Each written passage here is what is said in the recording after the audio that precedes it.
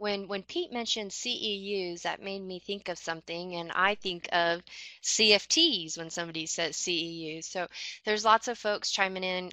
Dave Redden, who has an immense amount of prescribed burning knowledge. If any of you guys need CFTs for your continuing fire training credits through TDA for your private license or your commercial license, go ahead and just shoot me an email and I will send you the CFT paperwork that you can send on to Stuart Stennard at the TDA. So thank you, Pete, and thank you all for tuning in for our monthly webinar. These webinars are really pretty cool, and they're made possible by Dr. Megan Clayton, our range specialist in Corpus, and of course Pete, who is the brains behind setting up and connecting these webinars. And today we're going to talk about the resources available if you would like to manage your pastures and rangelands with prescribed burning.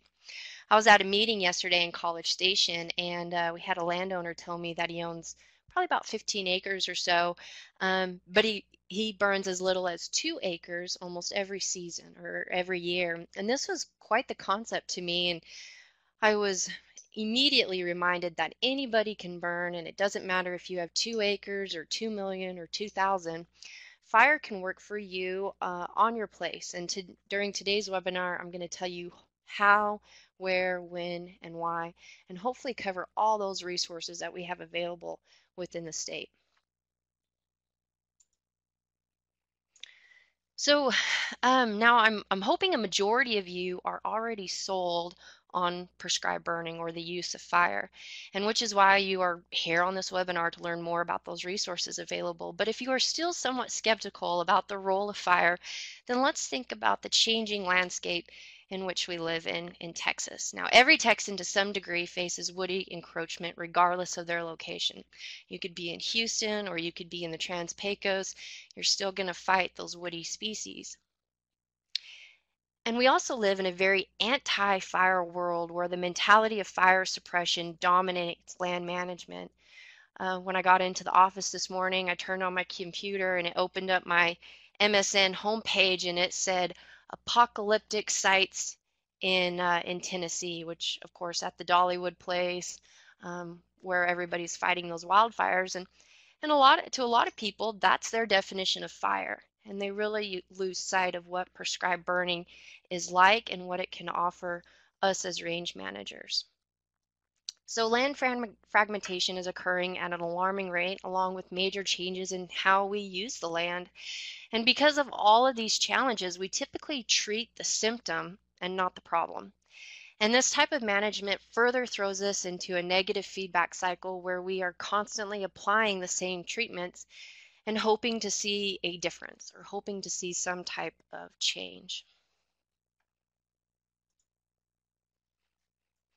As a result, we face constant threat of brush encroachment. So currently we see that juniper species occupy at least 30% of the relative plant canopy cover on the left, and then the honey mesquite on the right occupies much more, but at least 30% of the relative plant canopy cover is represented by the orange and kind of the tan colors.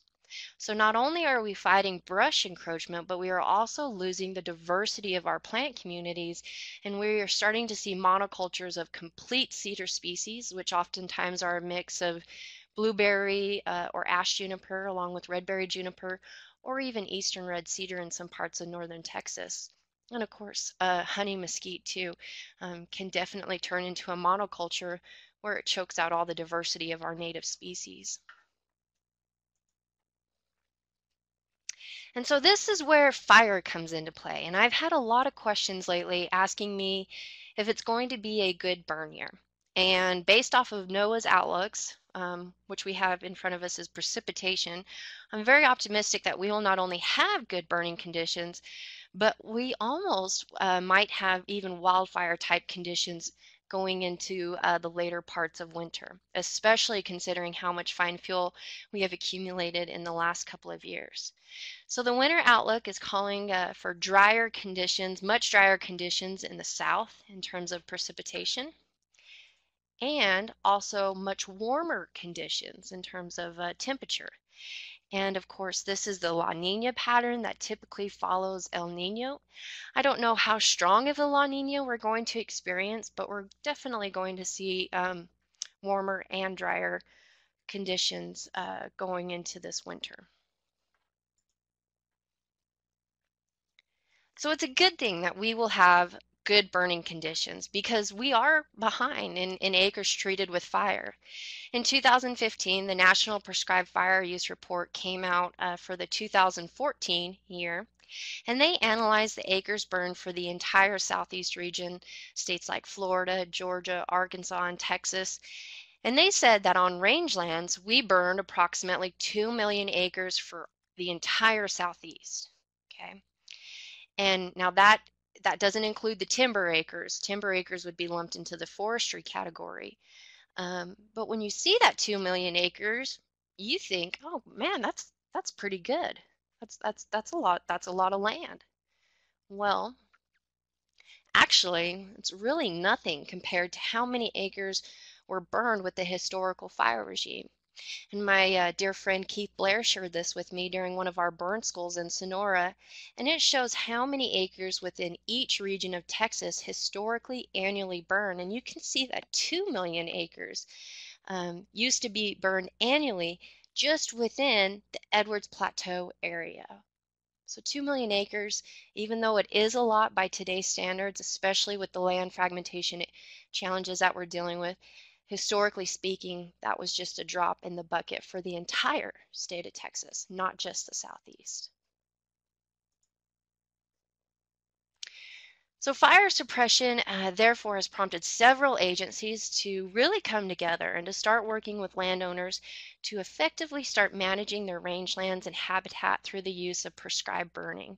And this is all in efforts and in order to get our rangelands back into shape and to really restore fire, probably not to the regime or intensity that it was historically speaking, but at least to start managing these accumulated fuels that turn into very volatile fuels when we experience wet years, especially given the precipitation that we just barely experienced the last couple of years. So several resources exist nationally, but for today, I'm only going to cover those resources available in Texas. If you would like to know more about those national resources, feel free to send me an email, and I'll be sure and send you some of those nationally available resources that we have at our fingertips. So first off, we're going to start with just the NRCS. And as everybody knows, NRCS is a huge player in prescribed burning in Texas. They provide 100% voluntary technical assistance to private landowners. Okay, they identify resource concerns.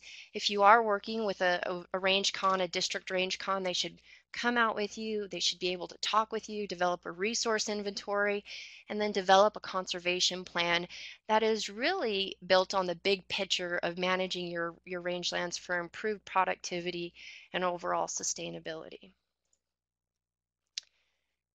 And they mostly do this by not only offering technical assistance, but financial assistance as well. And the most popular program that they have is, of course, EQIP. And for 2015, they allocated $71.6 million for their EQIP program. Now, of that, $6 million goes toward nationally controlled incentives that are already set in place, but 80% of that remaining amount goes to locally led concerns at the team level. Okay, so that's not just the county level, but that would be on a district type of level. And then 20% of that goes on to state priority areas. And the USDA Soil Conservation Service officially became involved in the application and promotion of prescribed burning in 1983. Now, their interest and how many acres they have treated, of course, depends on the year and type of burning conditions, but they have been around in the game of prescribed burning for quite some time now. And since that time, NRCS has assisted land managers in safely implementing prescribed burns, actually getting out there with their boots on the ground and helping folks burn. Over a 3-year average, they burned right around 45,000 acres, or about 12% of the national total of acres treated with prescribed burning. So a pretty positive amount in terms of just one single state. Now, as it relates to NRCS guys coming out and burning your land, they do that job based on job approval authority. And the higher the authority, the more complex the burns. So the more volatile fuels they have, or the larger the burn unit, or maybe increased amounts of smoke sensitive areas, whatever it may be, they need higher job approval authority to implement those types of complex burns. And as you can see, as approval authority increases, the amount of people qualified to conduct that burn decreases. And in order to rectify that, the leadership in our Texas NRCS right now, they're working with Texas Forest Service to try to increase their training based on our National Wildfire Coordinating Group requirements, or NWCG. They've also opened up NRCS employees to go out and burn with commercial burn managers, or to burn with prescribed burn associations. So their employees can get more experience, more fire experience, and essentially improve or increase their job authority, and to be able to tackle those more complex prescribed burns. For example, a intense summer burn. Okay, they've also updated their guidance regarding prescribed burning implementation. So they offer technical assistance burns. Okay, so they'll plan the burn plan, and they will assist with the implementation of that prescribed burn. Okay, they also offer that financial assistance too. And employees may plan that if it's under like an EQIP contract or any other type of farm bill, but they're not to implement it. So they can help you out with the burn plan, but they won't be out there actually doing the burning. And as a result of this, Texas NRCS has increased the prescribed burning payment rate so that clients can now hire a certified commercial prescribed burn manager, or even use their local prescribed burn association, and they can still accept this financial assistance for their prescribed burns. And for those of you who have burned before, you probably know that the most expensive cost on prescribed burns are fire guards, and especially the brand new installation of fire guards. If you're in a more of a maintenance mode, those costs are reduced. But if you're installing fire guards for the first time, those can be very, very costly. And so NRCS has also put forth a project called the Wildfire Mitigation. And the reason for this is they want to not only mitigate wildfires, but they also want to provide an incentive for prescribed burning, and that's to help pay for the cost of fire guards. Okay. And they only laid out a certain counties for this project. It was kind of a pilot project, and there are 25 different counties from San Antonio to San Angelo. Okay, roughly around 15 million acres or so of both rangeland and pasture. And the reason they picked only 25 counties is that these counties are highly susceptible to wildfire and hold a high risk of property loss. And these are those 25 different counties. And as you can see, they really tried to target just a few counties to represent how, well, to get a feeling for how successful this program would be, and whether or not they need to continue to target wildfire mitigation efforts with their future spending. But all in all, a really good project coming from the NRCS to help Texas landowners. Moving from NRCS to Texas Parks and Wildlife, I did not know this before, but Texas Parks and Wildlife can actually do the same stuff, not to the same degree, but they can also offer the same technical assistance that NRCS does. Okay, so they promote prescribed fire as much as possible on private lands, and all of their employees and all of those guys who are coming out to burn are NWCG certified. So they carry a red card. They're very professional to work with, and they like to come out and burn because they really like to get that type of experience. But they also offer support through burn workshops or demonstration type burns. They also have a lot of funding opportunities. They can help you write that burn plan as well. Um, Now, when they go out and conduct that prescribed burn, Texas Parks and Wildlife cannot operate or implement a burn as the burn boss. The landowner will still retain that liability and still retain ownership of the burn, but Texas Parks and Wildlife will do the burn for you.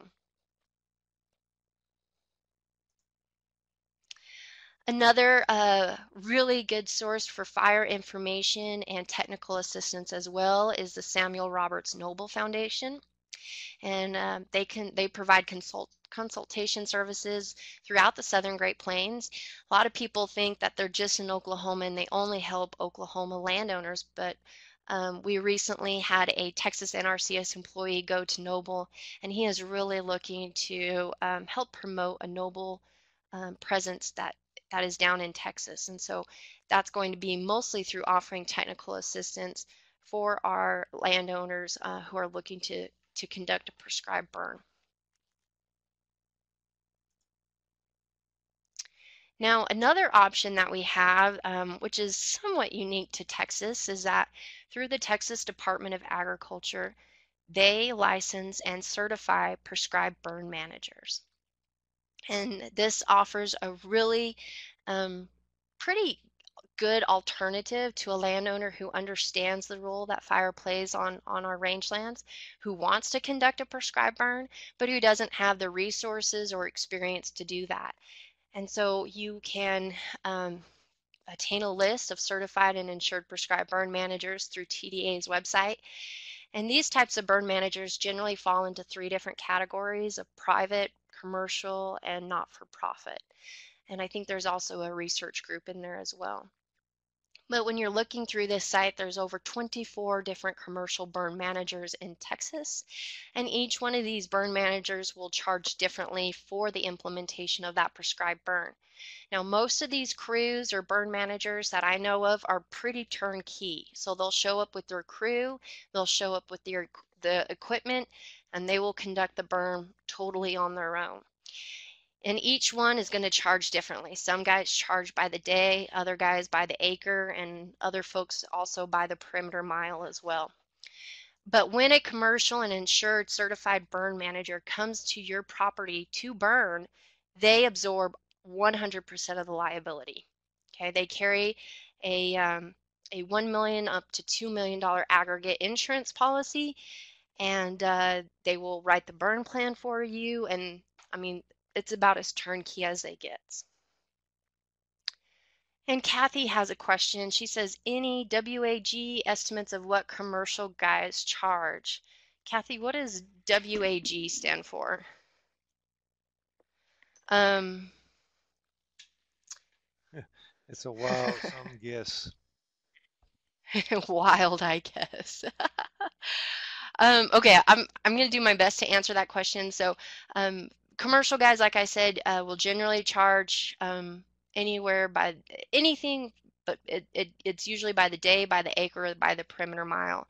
I know that the commercial burn manager out of San Angelo, his name is Brian Treadwell. He charges by the perimeter mile, but he also has a base fee, and his base fee is like $1,500, and then he charges maybe $500 to $700 for each perimeter mile after that. But it's also contingent on the volatile fuels that you have, the fuel load that you have, if he needs to bring a bigger crew, or if he can burn it with a more skeleton type crew. I get pretty cautious when I try to explain how these guys charge and what type of fees they have, because everybody is just kind of different. I know Mr. Treadwell used to charge by the day, regardless of how large that prescribed burn was, and his day fee was something like, maybe $3,500. I've also known folks to charge maybe $10 to $15 per acre as well. So here's the website where you can find a list of all the commercial certified and insured burn managers. You can also find it by just Googling TDA Prescribed Burn Manager, and that'll take you to this site. But you'll see the different categories. This is also a good way to find those lead burn instructors that are capable of handing out those CFTs. So let's say you want your county extension agent to put on a prescribed burning seminar. I would encourage your agent or whoever's conducting that seminar to come to this website and find those lead burn instructors so we can get those guys their CFTs and really keep them up on all of their training and required classes.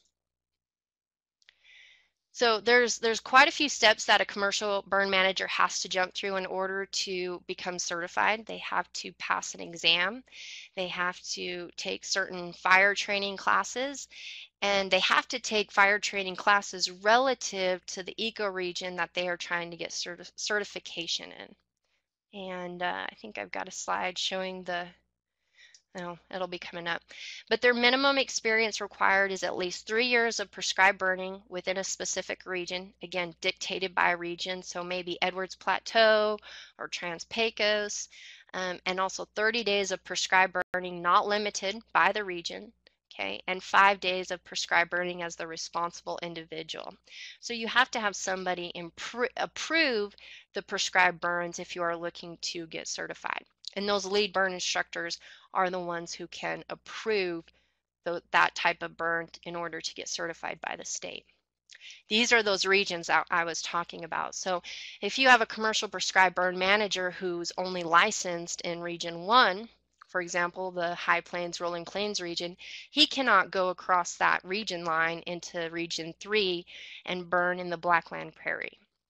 Now, there are some exemptions, especially if you're in a county that has both ecoregions or ecotypes within that single county. But those exemptions are closely looked over by TDA and really regulated because we don't want TDA does not want to endorse anybody who shouldn't be burning where they haven't received the proper training or education or experience in that particular fuel type. So this is the insurance requirements. To be certified at all times, a commercial burn manager must carry at least $1 million of liability insurance, okay? And then with a policy period minimum aggregate level of at least $2 million, okay? They also have to pay a certification and renewal fee of $500 for every 2 years, okay? And that is only approved if the insurance checks out and if they have met all continuing fire training requirements. And this is what that website will look like. So this is a list of all of our commercial certified and prescribed burn managers. If you look at the far right side of the screen, you'll see that there's Region 1, Region 2, 3, 4, and 5. So make sure if you are contacting a commercial burn manager, make sure they are in the region that your burn unit is in. There are only two commercial prescribed burn managers who are licensed to burn in all 5 regions of the state. Okay, moving on. Prescribed burn associations. These burn associations are very near and dear to my heart. And they've had very strong leadership in the past. Dr. Butch Taylor was instrumental in getting these off the ground and really getting them running. And his legacy is still true for many of these burn associations across the state. So they basically are landowner co-ops that are user-owned, controlled, and operated. And it's really built on a neighbor helping neighbor type of philosophy. And to me, that's the type of relationship that you want to have when executing a prescribed burn. Because if something happens on that burn and your neighbor's right there with you, hopefully there will be less repercussions if he understands the role of fire and really is appreciating and respecting of what you are trying to do on your land. The Prescribed Burn Alliance of Texas is sort of the umbrella mothership of where all these prescribed burn associations fit into. And their mission is very, very simple. It's to promote prescribed burning associations, protecting the right of Texas landowners to manage that land as they see fit, and to promote prescribed burning. So we've got I believe, 11 different burn associations across the state. And from the map, you can see where those counties fit into at. The Edwards Plateau Prescribed Burn Association is probably one of the oldest ones in, well, definitely one of the oldest ones in the state, but probably one of the first prescribed burn associations in the nation. So the mold that was built here in Texas really laid the foundation for how burn associations are built in other states like Oklahoma or Nebraska or even Florida.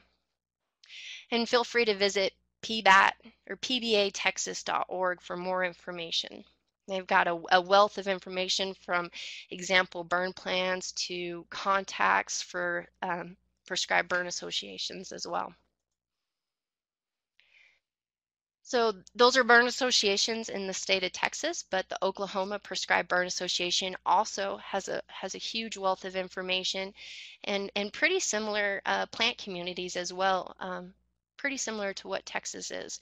So many of their education and training resources or even smoke modeling or smoke parameters fit in well with Texas. So this is a great alternative resource for more information.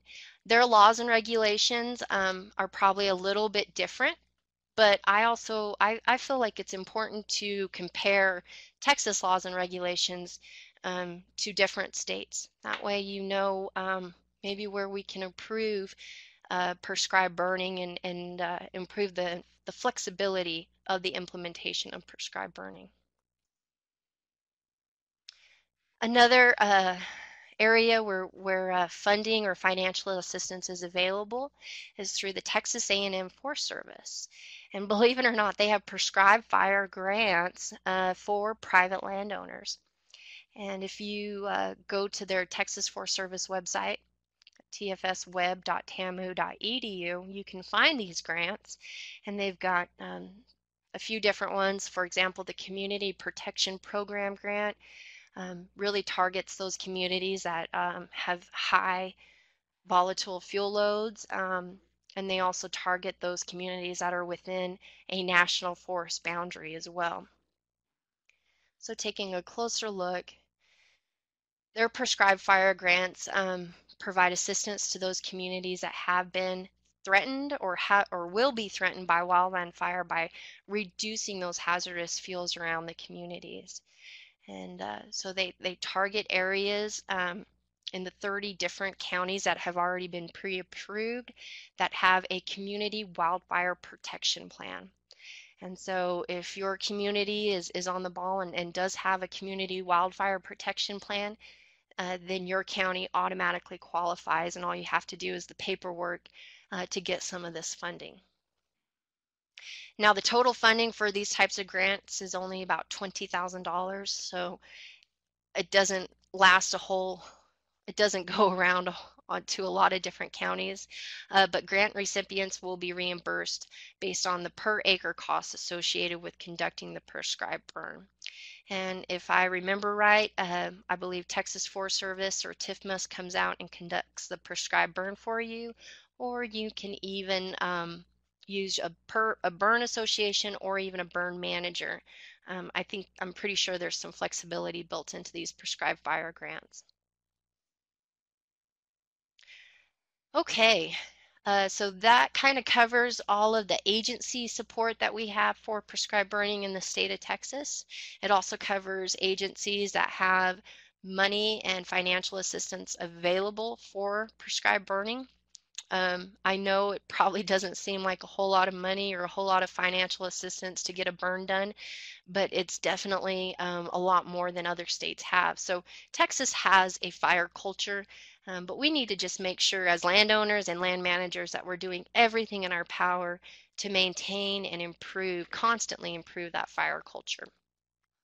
And a good way to do that is to just simply learn more about prescribed burning, to broaden your horizons and ask all those right questions and really get a feel for how fire is implemented on our rangelands here in Texas.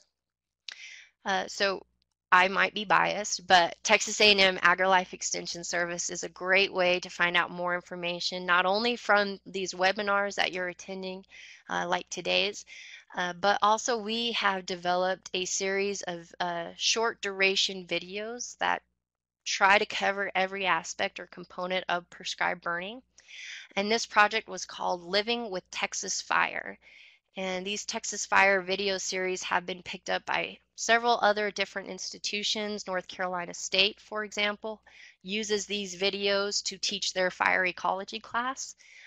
We also show these videos to county commissioners and county judges. And we also show these videos to folks during our burn schools, especially during the first series of burn schools, the basic burn schools, where we're just trying to create and paint a bigger picture of how fire is conducted in the state. So you can find these videos if you just Google Living with Texas Fire. That will take you to this AgriLife Extension website. And it gives kind of a short description of what these videos were made for and their objectives and how they might work for you.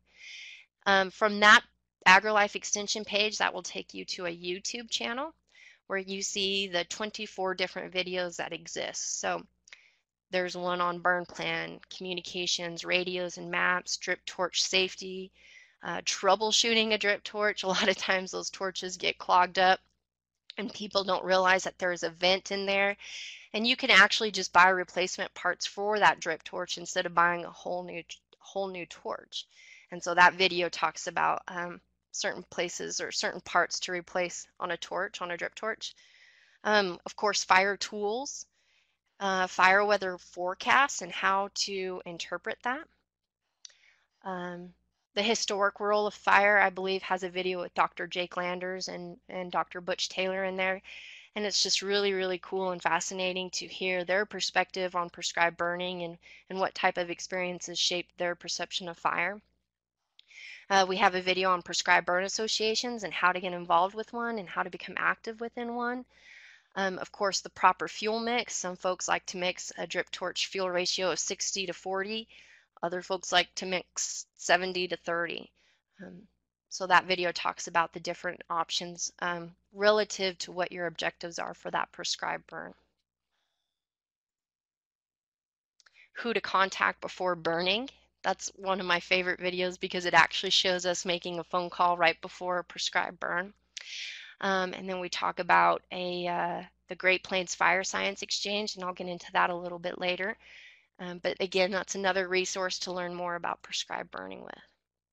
This is an example of a video. This is not part of the Living with Texas Fire series, but you can still find it on that same YouTube page. And this was a prescribed burn that I conducted, and I had a drone out there. And when I have been explaining prescribed burns before and how you build a backfire and how you build a flank fire, it was really confusing to people. And so I thought, well, instead of talking about it and telling them, I'm just going to show them my steps to building a fire line and securing a fire edge by using a drone. And so this video is pretty short as well. It's only about 4 minutes long, and it shows drone footage taken from south of San Angelo on a, I believe it was like a Bermuda hayfield with a little bit of native grass component to it. But I always like to show this in my extension talks because it literally shows those fire lines coming together, and you can really get a feel for fire behavior and how those flanks will suck together. And it's all from a drone. Another resource that we have to learn more about fire is the Fire Science Exchange Network. And this network is pretty cool. It covers the entire nation. And what it does is it basically connects local experts to managers, practitioners, and scientists working in your area. So it's all about delivering the science that is prescribed burning or fire ecology. And you can see Texas has a good mix of the different exchanges that they belong with.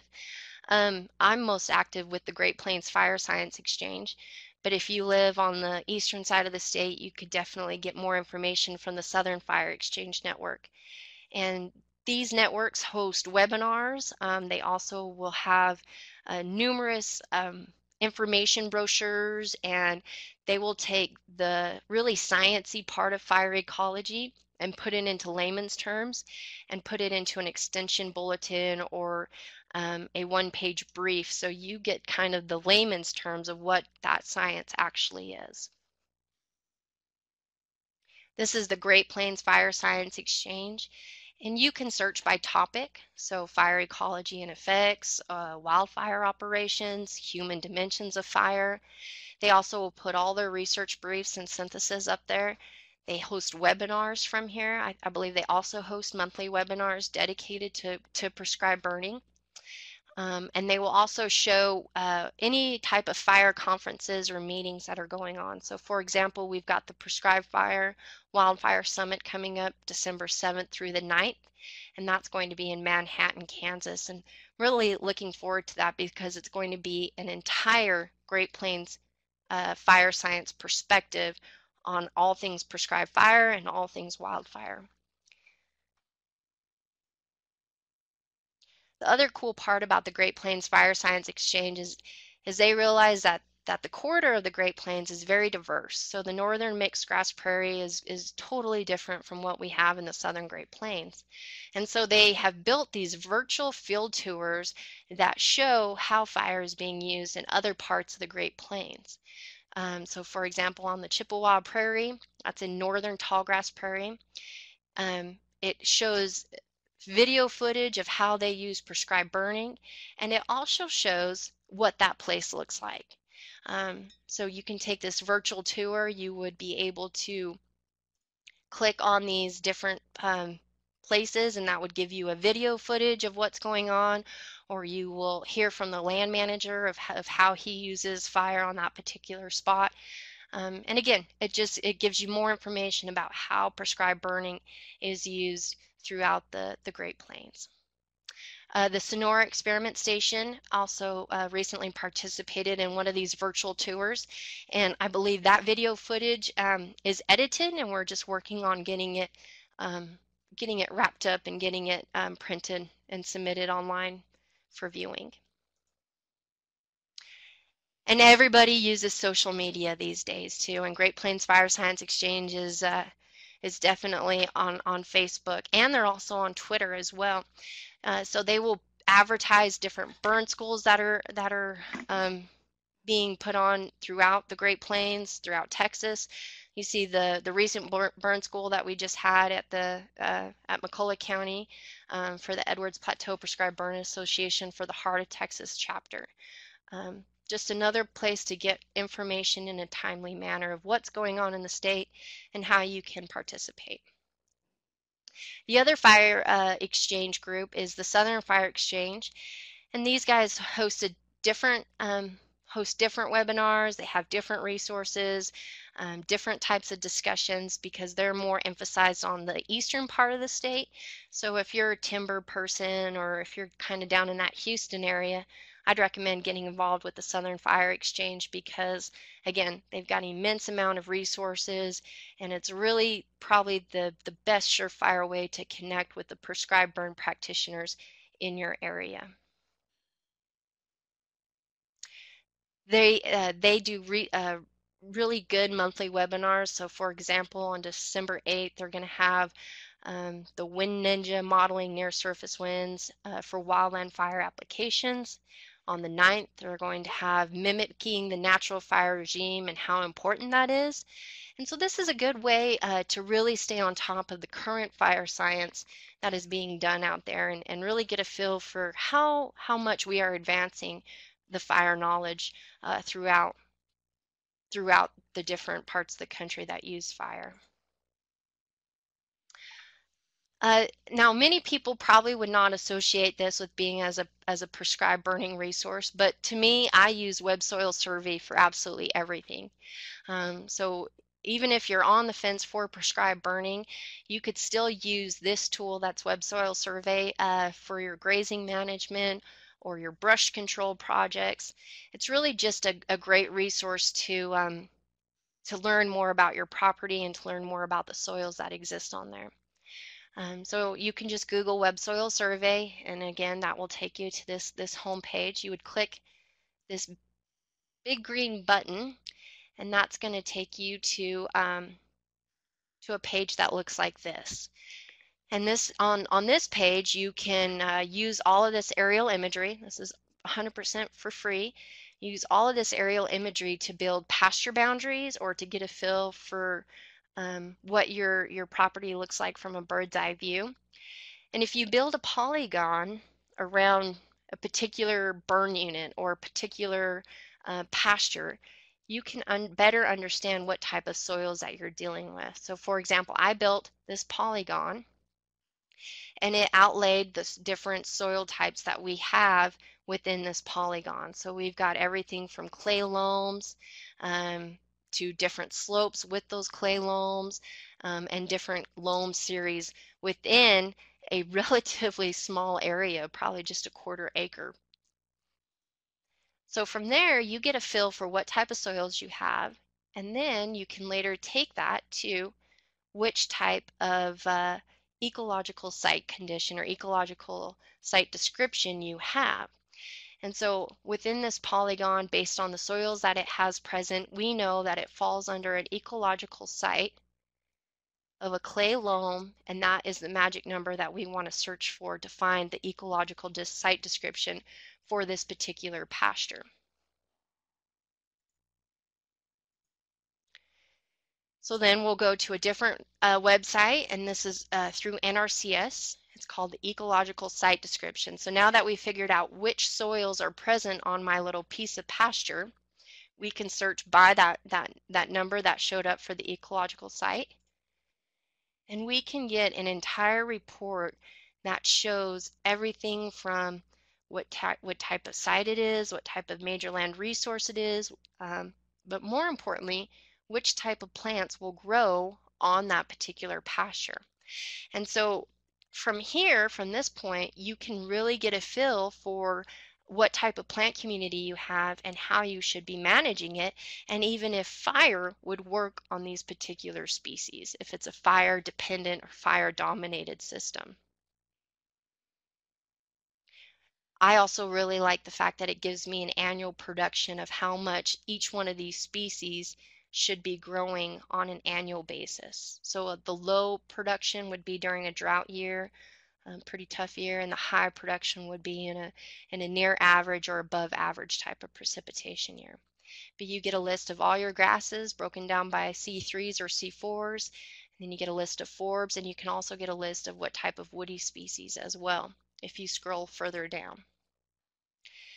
From there, you can go to another website that's called the Fire Effects Information System, or we call it FICE for short. And you can take every single one of those species that you just learned about from your ecological site condition or your ecological site description, and you can better understand their ecology as it relates to a fire regime and previous fire research work.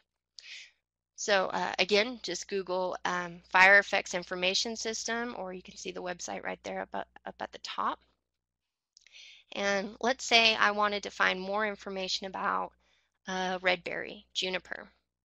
Okay, so I would type red berry juniper into this species review, type it in and click enter species, and that's going to take me to this huge amount of information that shows everything about what we know about red berry juniper. So it's a really consolidated site that has summarized all of this recent literature and information into one succinct report. So we know about the distribution and occurrence of red berry juniper. We know about the management of it. We also know about the fire ecology of it, whether it's a fire dependent species, if it's resistant to fire effects.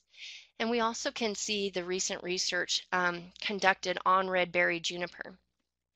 Now, if you're new to Texas or if you just recently purchased some land, this would be a great way to learn about which type of management strategies you need to start putting in place on your property.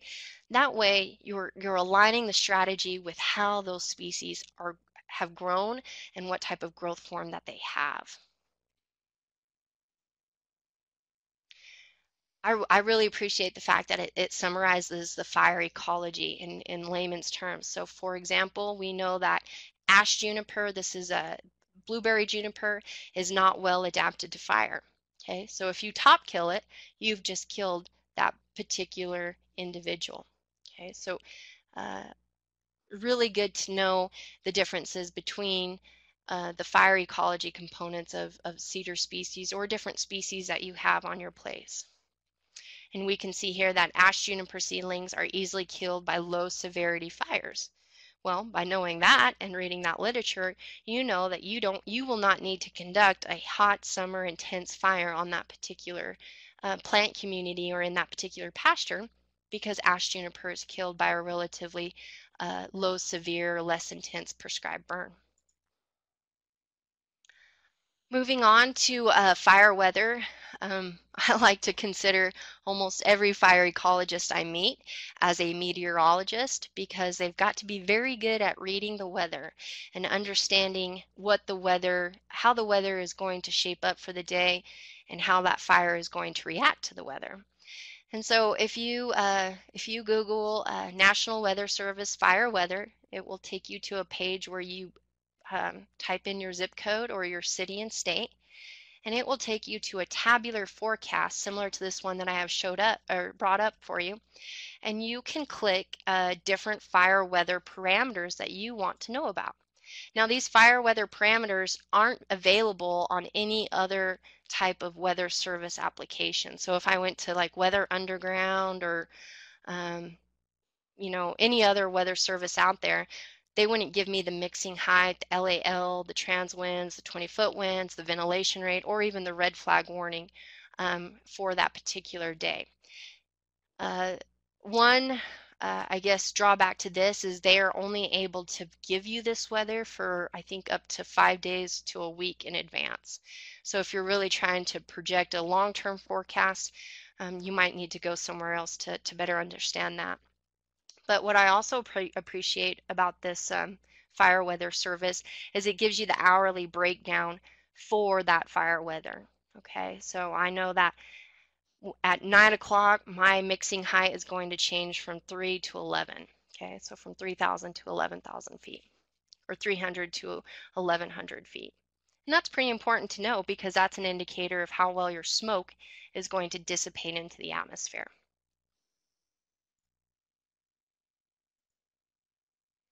From the National Weather Service, you can also get a pretty routine fire weather forecast that includes a general discussion of what to expect for that period. Again, it's probably only about 5 to 7 days or 6 to 10 day outlooks, but it really puts everything into perspective as it relates to fire. Now, whether that's wildfire or prescribed burning, it doesn't matter, but it gives you a general overview of what the atmospheric conditions will be like. And then it also gives you indications of what the 20-foot winds are doing, the mixing height is doing, transport winds are doing, smoke dispersion, and the Haynes index.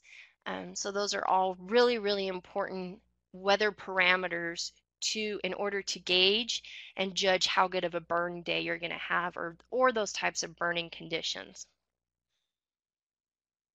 If I ever get a call from a commercial burn manager, from anybody else, and they say, hey, what's this look like on the eastern part of the state, and I'm stuck in San Angelo, I'll pull this up. I can pull it up on my phone or on my iPad or even in my office, and I'll be able to talk to him about what those atmospheric conditions are going to bring to him and whether or not he could expect some spots or any types of escapes on his prescribed burn. Another resource that we have, which is pretty cool, very unique to Texas because of the Texas Forest Service, they have the Texas Interagency Coordination Center. This is also called TIC for those of you in the fire world. But this is all relative to the wildfires that are going on, or even fires in general going on in Texas. It gives you the fire activity of what's currently burning in this state. It gives you a burn ban of what counties are in those burn bans, and it gives you an entire map of the state. But what I mostly use it for are these predictive services. Okay, these predictive services really talk about and emphasize the fuels and the fire danger that are out there. And this is probably more beneficial if you are in wildfire, but from a prescribed burning perspective, it's also just as beneficial because it gives breakdowns of what the fuel moisture looks like across the entire state, and also those trends and changes. So if I clicked on that fuel moisture, I can bring up a map that shows me what the forecast for 100-hour fuels are and those fuel moistures are across the state. Okay, so looking across the state, we see a lot of blue, so that means about 26 to 50% fuel moisture for our 100-hour fuels. That's pretty good information to know. Now, very broad, very big generalizations. This gives you an indicator of just how dry we are in terms of a fuel moisture class. Okay. The other part that I really like about this is you can also click from that TIC website. You can also get real live time fuel moisture. So this is a breakdown of all the fuel moisture stations that they have throughout the entire state of Texas. And if I were to click on one of those, okay, I clicked on the one pretty close to San Angelo. This gives me the current assessment. So Texas Forest Service employees actually go out there, they harvest certain species, and they break down the fuel moisture and they graph the fuel moisture. Okay, so this is what red berry juniper looks like in Coke County, Texas, just north of San Angelo. And you can see that in 2016, they've got different dates in which they sampled fuel moisture. And on October 15th, fuel moisture was at 114% for red berry juniper. Okay, obviously, right? We were really wet, it was really cloudy, and we just had a lot of rain during that time. But over the course of those next few months, it dried out to 88%. Okay, their times that they sample at aren't very consistent, but again, me bringing this up and pulling this up on the internet is way faster than me actually going to Coke County, driving to Coke County, harvesting that fuel sample, and then breaking it down as well. Free information that's available to you in a relatively short time period. Those burn bans that I talked about, you can get the daily updates for those burn bans. So this is how many burn bans we had implemented across the entire state on November 30th, so yesterday. Moving on, we've got the Missoula Fire Sciences Lab. I know some of you are thinking, oh, Missoula, that's in Montana. I'm in Texas. What do I care about what goes on at the Fire Sciences Lab? Well, the Fire Sciences Lab is probably the most prestigious fire research lab that we have in the country. And this is where all the applications, all the models, and all the software are developed. And they also give monthly webinars. They also put all of their research papers on this website.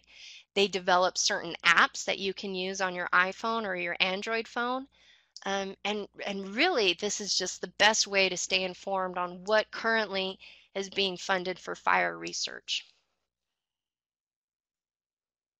So for example, if I want to know what our federal government is funding in terms of fire research and the types of questions that they are asking, and whether or not they're going to start implementing more prescribed burns, or how they feel about our volatile fuels and hazardous fuel loads, I can click on their current research and go to Fire Ecology, and these are all the different projects that they are currently researching to develop better answers and better tools for us to use from both a wildfire and prescribed burning perspective. Okay, so for example, my eye immediately goes to this fire and invasive plants. Okay, so they're researching whether or not we can control and manage certain invasive species by implementing different kinds of fire. And that's the truest form of prescribed burning that we could offer. Another area that I want to really just briefly touch on is the fire severity maps that we have available. And this is all courtesy of Dr. Deanna Doan-Kreider. She's an adjunct faculty at Texas A&M, and I've worked with her on several projects. And the way she thinks about wildfires and prescribed burning on our landscape is just absolutely incredible. But she's developed the use of these fire severity maps to determine the effect of fire on certain ecosystem properties. So not necessarily how intense or how hot a fire is, but whether or not it impacted our plant communities, whether or not our natural vegetation, native vegetation was affected by that fire, regardless of it being a prescribed burn or a wildfire. And so this is a picture of a wildfire that occurred in 2015, just south of San Angelo. It's called the Head of the River Ranch Fire. And as you can see, it was a pretty severe, what we thought was severe wildfire. And it burned close to about 5,000 acres. And the managers and landowners were really concerned on what was going to happen and what was going to come back after that wildfire went through there. And believe it or not, we pulled the fire severity map for that area that had been impacted by that wildfire, and we thought it was just totally devastated. And we pulled this map up, and we realized that most of those acres that were burned were of low to moderate severe fire. Okay, so the impact on the vegetation was pretty much non-existent. Okay, so based off of this information, those owners and managers decided to not invest as much into post-fire recovery and just let Mother Nature take its course. Instead of investing all that money into reseeding efforts and soil erosion, they thought, let's just let Mother Nature heal herself after that fire. So this is another tool that we have to just assess fire effects. And it also shows us that what we see as really devastative effects of fire is really quite low when we look at the science and interpret the science behind it. So I'm wrapping things up, and I think this is every prescribed burner's favorite picture. We see Smokey carrying a drip torch, and we see his friends cheering him on. And again, this is what prescribed burning is all about, is supporting those who promote fire, who promote the safe and effective use of fire, and who just want to learn more about it. I think probably the biggest issue and challenge that we have as prescribed burners is that we're just not open-minded enough to realizing what fire can do and the role that fire can have on our landscapes. So really quickly, some upcoming fire research projects that I'm working on. Two of these projects are federally funded or waiting on funding through the Joint Fire Sciences Program, and that's the same program that helped with the Great Plains Fire Science Exchange and the Southern Fire Exchange. But we're looking at social and regulatory barriers and facilitators of prescribed burning in both wildfire. We're also looking at how different grasses and shrubs respond to fire, especially in times of drought. And then we're also looking at improving our predictive services for those WUI areas, for areas that are in the wildland urban interface and close to larger cities like Austin or San Antonio or even Dallas, and the risk that they have being susceptible to wildfires based on their volatile fuel loads. Different websites that I use today, these are my favorite. Again, Plan ID, you can never have enough Plan ID. Web Soil Survey is just crucial for any landowner, regardless of how you're managing your property. Those NRCS ecological site descriptions are also available. And of course, Texas A&M AgriLife Bookstore has an immense amount of resources that go back a long ways to when we first started conducting fire ecology work. And so a huge amount of knowledge that's available for us. I also have a social media a social media presence, and I try to put up as many pictures of fire as I possibly can, and I try to promote fire across the state. So whether you're in the timber country or you're in the Trans-Pecos country, I tried to emphasize how you're managing your property, and if you are in fact conducting prescribed burns, I do quite a bit of shout outs for those folks. But West Texas Rangelands is on Facebook. You can also find me on Twitter at EXMorganRussell. And then I also have a blog as well, and that blog is hooked to both the Facebook and Twitter feeds. Oh, yep, thanks. Pete for that new website. I haven't updated stuff. Um, Thank you all for participating. If you have any questions or want to just tell me a little bit about what you're doing, I'd love to hear from you. My email is morgan.russell@ag.tamu.edu. Again, I try to put up a lot of information on Facebook and Twitter.